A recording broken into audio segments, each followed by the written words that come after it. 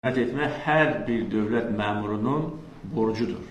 Və mən dəfələrlə demişəm ki, mən prezident kimi öz vəzifəmi bunda görürəm. Xalqa xidmət etmək.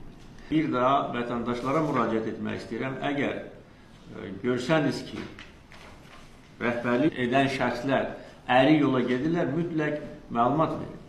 Mütləq xəbər göndərin. Və biz əlbəttə ki, bütün siqnalları yoxlayıb düzgün qərar qəbul edəcək. Yerli icra orqanları bu məsələyə necə münasibət göstərir? Əgər gözlərini yumurlar, yaxud da ki, özləri bu çirkin işlərə qarışırlarsa, əlbəttə ki, layiqli cəzasını da alacaqlar və almalıdır.